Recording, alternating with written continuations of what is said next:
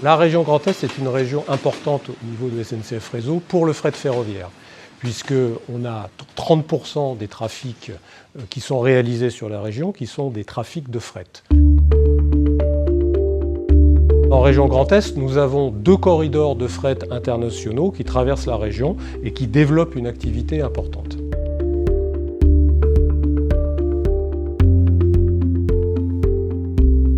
On a des lignes qui sont à usage exclusif du fret, qui desservent des silos, qui desservent des ports fluviaux, qui desservent aussi des usines.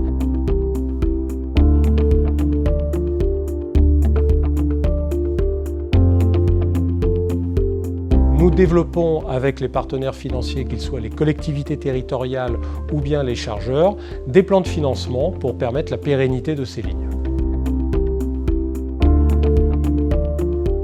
La France est très importante pour nous, surtout la partie à la région Grand Est, pour des clients. Le fait de pouvoir utiliser le ferroviaire peut donner des avantages. Chaque secteur d'activité a ses propres besoins.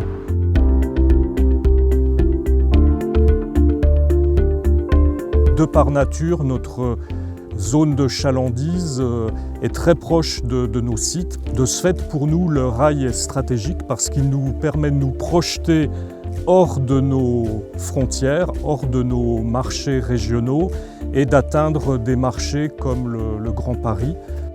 Pour nous, le train est vital. Il a un enjeu économique énorme. Le coût par rapport au camion est quasiment divisé de moitié. C'est une massification. Sur notre projet Bayel, nous avons été particulièrement novateurs avec un chargement automatique et optimisé, comme vous pouvez le voir sur le site. Nous avons également des projets de digitalisation. Très prochainement, notre flotte sera équipée de capteurs qui nous permettront de géolocaliser nos wagons, anticiper les aléas, anticiper les opérations de chargement, de déchargement, et également optimiser notre flotte de wagons. Pour les clients qui ne sont pas embranchés, il y a aussi l'offre intermodale qui est très adaptée pour les petits lots, donc pour les camionneurs. On a des liaisons qui vont un petit partout en Europe et je pense que pour l'avenir du ferroviaire, l'intermodalité a vraiment son rôle à jouer. Le premier axe, c'est bien sûr le travail au niveau des sillons. Les équipes de la direction territoriale sont au service des entreprises de fret et aussi des chargeurs pour mettre des plans de transport efficaces tout au long de l'année et aussi parfois sur des périodes qui sont plus difficiles comme les périodes d'été où nous avons réadapté les plans de transport en coordination avec les chargeurs et les entreprises ferroviaires pour que les trains puissent circuler selon des horaires les plus fiables possibles.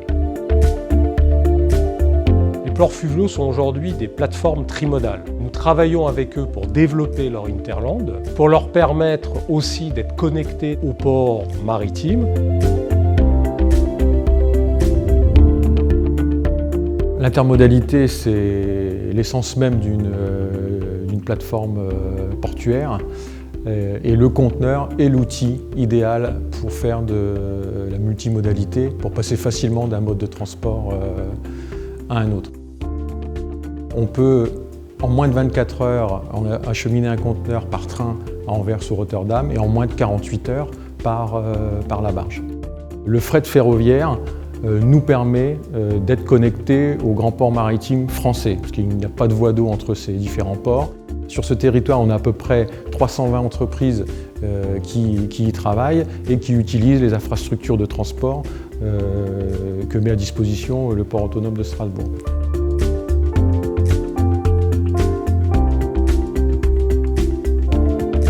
On a à peu près la moitié qui correspondent au trafic conteneur et l'autre moitié correspond à des marchandises en vrac, notamment les produits pétroliers, les céréales ou l'acier par exemple. Aujourd'hui d'ailleurs, nous avons des entreprises de fret qui s'installent en région Grand Est pour développer leur trafic. Je pense à une entreprise qui s'est installée sur la région, qui crée 30 emplois pour les trafics régionaux et internationaux qui passeront par la région Grand Est.